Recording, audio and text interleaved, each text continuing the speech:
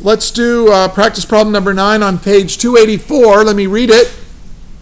It says a 100-gram brass block at 90 degrees Celsius is placed in a plastic foam cup containing 200 grams of water at 20 degrees Celsius. No heat is lost to the cup or the surroundings. Find the final temperature of the mixture. So here's what we've got. We've got a piece of metal, brass, at high temperature. We put it in the water. Now we know that heat is going to flow out of the brass and into the water, warming the water, raising its temperature, lowering the temperature of the brass until they reach equilibrium. That is the temperature, their final temperature. So we want to know, what is that final temperature? Well, Q is the letter that we represent for heat flow. And the heat that flows out of the brass, when I add that to the heat that flows into the water, it's going to be equal to 0. Why? Because it says in the problem that no heat is flowing in or out of this system from the surroundings, from the environment. So heat isn't flowing in, heat is not escaping, it's isolated. Now, this is one of those problems where, like, we pretend there's no friction. Yeah, there usually is a little bit of friction in everything we do, but for a short period of time, or in this situation, we can neglect anything that's lost. And in fact, this experiment really works. So here's what we're going to do. The heat lost from the brass is equal to the mass of brass times the specific heat of brass times the temperature change of the brass. I'm going to add to that the mass of the water plus the specific heat of water plus the change in temperature of the water. That will be equal to 0. Now I'm going to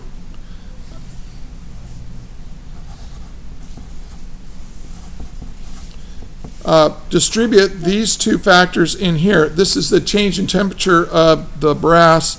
That's T final minus the initial temperature of the brass. Now I don't have to put the brass subscript here because they're going to reach the same final temperature, the water and the brass.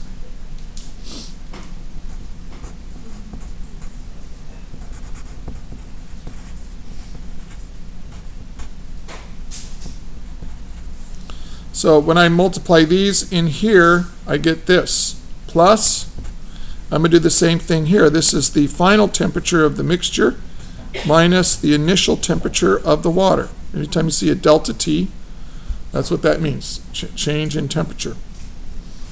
So that's the mass of the water times the specific heat of the water times the final temperature minus the mass of the water times the specific heat of the water times the initial temperature of the water. And when I add all 4 of these together, you get 0 because no heat is lost from the system. We're just taking heat out of the brass and adding it to the water. So if that's my system, the brass and the water, when I add it all to those changes together, I get 0 change overall. So now I'm solving for T final.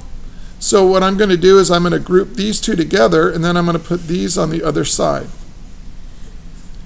So I'm going to get the mass of the brass times the specific heat of the brass plus the mass of the water times the specific heat of the water times the final temperature. And then I'm going to put those on the other side, the initial temperatures on the other side. The mass of the brass, specific heat of the brass.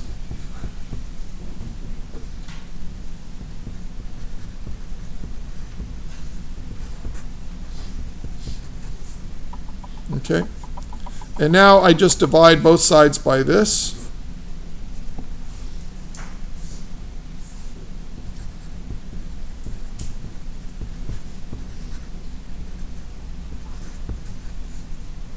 So just divide that over there. And now I've got an equation that is solved for the final temperature. Now, some of you started with this, and for the purposes of the test and the take-home test and that sort of thing, you can use this as your basic equation when you're dealing with problems where there's no changes of state. You're mixing two liquids together, or you're putting a solid into a liquid. There's no change in state.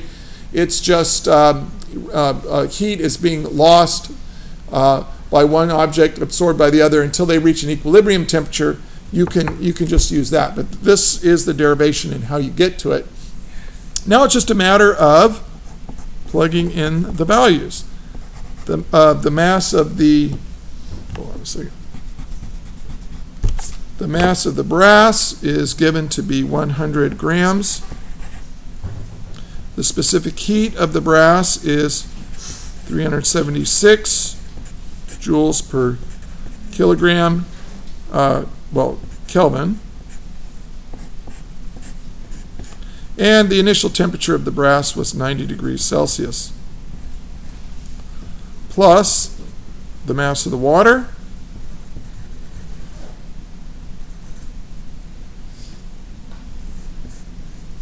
the specific heat of the water,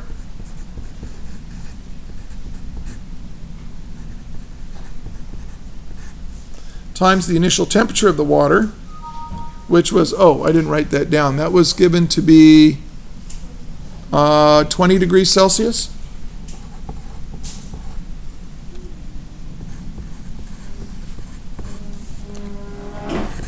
You divide all of that by the mass of the brass, which was 100 grams, times the specific heat,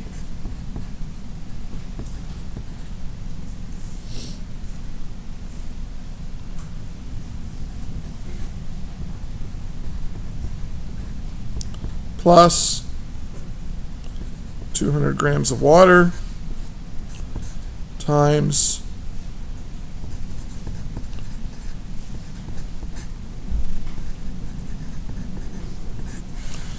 and now I am going to cancel out units, and notice that each term has a gram in it, so I can cancel out grams.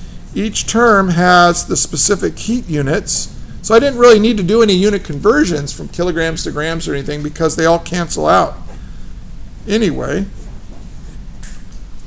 And now all I've got left is degrees Celsius. Now that's a lot to plug into your calculator, but when you do it, you get 23.0 degrees Celsius. Okay, so that is how you solve an equilibrium problem. That is all.